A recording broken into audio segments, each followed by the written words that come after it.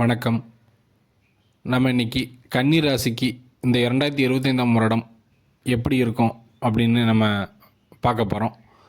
நம்ம தலைப்பை பார்க்குறதுக்கு முன்னாடி நம்ம சேனலை சப்ஸ்கிரைப் பண்ணுங்கள். அப்படி பக்கத்தில் இருக்க பெல் பட்டனையும் கிளிக் பண்ணுங்கள். அப்படின்னா தான் அடுத்தடுத்து நான் போடக்கூடிய வீடியோக்கள் எளிதில் உங்களை வந்து அடையும்.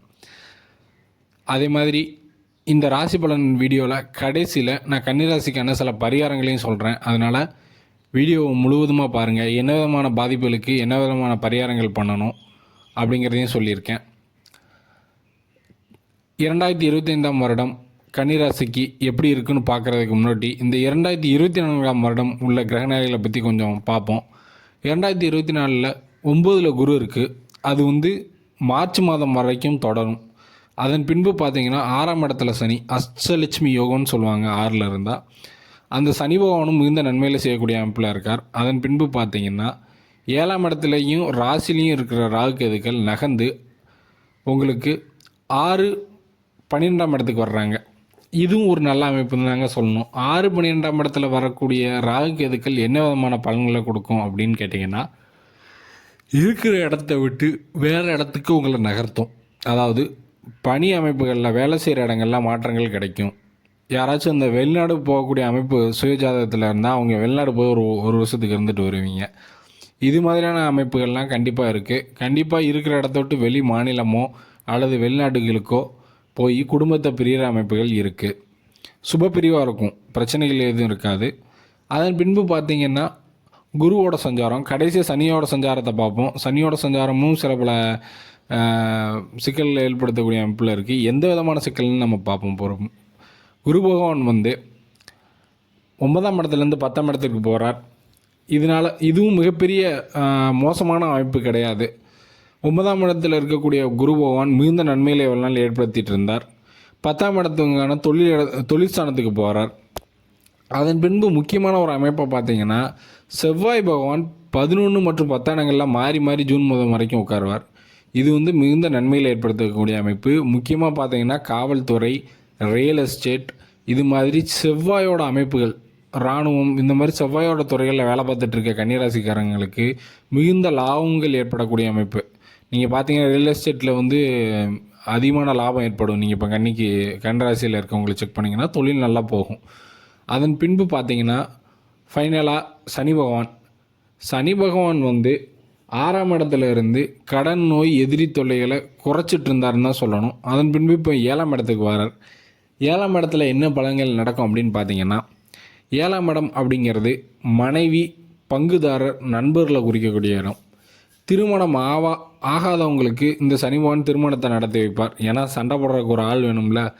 7ஆம் இடத்தை வந்து மனைவியோட சில பல கருத்து மோதல்கள், கருத்து வேற்றுமைகள் அல்லது சந்தேக எண்ணங்கள், அதாவது பொருளாதார ரீதியான சந்தேகங்கள், நம்ம மனைவி வந்து காசை இங்கேயும் கொடுத்துட்றாங்களோ அப்படின்னோ அல்லது வேறு விதமான சந்தேகங்களை அவங்க மேலே ஏற்படுத்துவார்.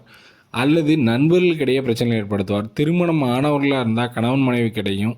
திருமணம் ஆகாதவர்களாக இருந்தால் நண்பர்களுக்குள்ளே ஏதாவது ஒரு பிரச்சனைகளை, புதிய நட்புகளை அறிமுகப்படுத்தி அவர்கள் மூலமாக பிரச்சனைகளை ஏற்படுத்துவார். சனி பொதுவாகவே எந்த இடத்துல இருக்கிறாரோ அந்த இடத்திற்கான கெடுபலங்களை செய்வார் அப்படிங்கிறது ஒரு விதி.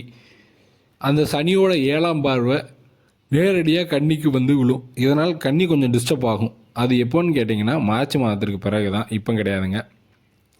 இதுவுமே பெரிய லெவலில் பாதிக்குமான்னு கேட்டால் கண்டிப்பாக இல்லை. இந்த கணவன் மனைவிக்கு இடையே இந்த சனி பகவான் பிரிவுகளை ஏற்படுத்துவாரான்னு கேட்டால் கண்டிப்பாக டைரக்டான பிரிவாக இருக்குது. அதாவது சண்டை போட்டு பிரிகிறது அந்த மாதிரி இருக்காது. ஏதாவது ஒரு சுப பிரிவாக இருக்கும், ட்ரான்ஸ்ஃபர் கிடைக்காம போகிறது, அந்த மாதிரியான ஒரு சுப பிரிவுகளை வந்து கண்டிப்பாக வந்து பெரும்பான்மையான பேருக்கு சனி பகவான் ஏற்படுத்துவார். மொத்தத்தில் பார்த்திங்கன்னா எல்லாருக்குமே இந்த சனி பகவான் வந்து பெரிய பாதிப்புகள் ஏற்படுத்த மாட்டார். சின்ன சின்ன பாதிப்புகள்லாம் ஏற்படுத்துவார். உங்களோட தசாபுத்தி வந்து ரொம்ப மோசமாக இருக்குது அப்படிங்கிற பட்சத்தில் சில பேருக்கு இது மாதிரியான பெரிய பிரச்சனைகளை வந்து ஏற்படுத்துறதுக்கு வாய்ப்பு இருக்குது. மற்றபடி வந்து பெரிய பிரச்சனைகள் எதுவும் வராது. நம்ம இப்போ பரிகாரம் என்ன அப்படிங்கிறத பார்ப்போம். இப்போ இருக்கிறதுலே என்ன கிரகங்களுக்கு நீங்கள் பரிகாரம் பண்ணணும் அப்படின்னு பார்த்தீங்கன்னா, முக்கியமாக வந்து சனி பகவான் மட்டும்தான். ஏன்னா மற்ற கிரகங்கள் எல்லாமே உங்களுக்கு சாதகமாக தான் இருக்குது பெரும்பான்மையான அளவு. என்ன பண்ணணும் அப்படின்னு கேட்டிங்கன்னா, அஷ்டமி திதியில் வந்து பைரவருக்கு விளக்கு போடுங்க. இது ஒரு முக்கியமான பரிகாரம். அது மாதிரி சனிக்கிழமை சனீஸ்வரருக்கு எல் தீபம் ஏற்றி வழிபடுங்க. அந்த கோவிலில் சனி பகவானுக்கு முன்னாடி ஒரு 20 நிமிடமாச்சும் அமர்ந்துருங்க. இதுவும் ஒரு முக்கியமான பரிகாரம். இந்த மாதிரி நீங்கள் பரிகாரம் பண்ணுறதுனால உங்களுக்கு வந்து சனியால் ஏற்படக்கூடிய தொல்லைகள் அகலும். சனிக்கிழமை காலையில் 6 to 7 பண்ணுங்கள். ஏன்னா அது வந்து சனி ஹோரை. இந்த ஹோரையில் பண்ணால் உங்களுக்கு வந்து அந்த பரிகாரம் வந்து முழுமையாக பலிக்கும். அது மாதிரி முடிஞ்சால் திருநள்ளாறு போயிட்டு வாங்க. இந்த திருநள்ளாறு போகிறது வந்து உங்களோட ஜென்ம நட்சத்திரமாக இருக்கணும். அதாவது கன்னி ராசியில் 3 நட்சத்திரத்தில் உள்ளவங்க இருப்பீங்க.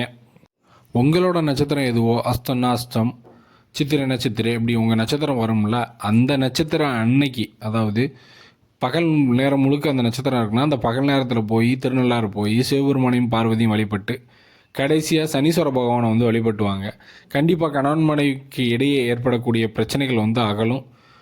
உங்களுக்கு வந்து நன்மைகள் நடைபெறும். மற்றபடி இந்த மற்ற கிரகங்கள் எல்லாமே உங்களுக்கு சாதகமாக இருக்கிறதுனால ஒரு 60 மார்க் கொடுக்கலாம். 100க்கு 60 மார்க் வந்து இந்த கிரக பயிற்சிகள் வந்து பெரும்பான்மை அளவு நன்மையே செய்யும் அப்படின்னு சொல்லி இந்த கன்னிராசிக்கான பரிகார பலனை நான் முடிக்கிறேன். இது மாதிரி நம்ம அடுத்த வீடியோவில் சந்திப்போம். நன்றி, வணக்கம்.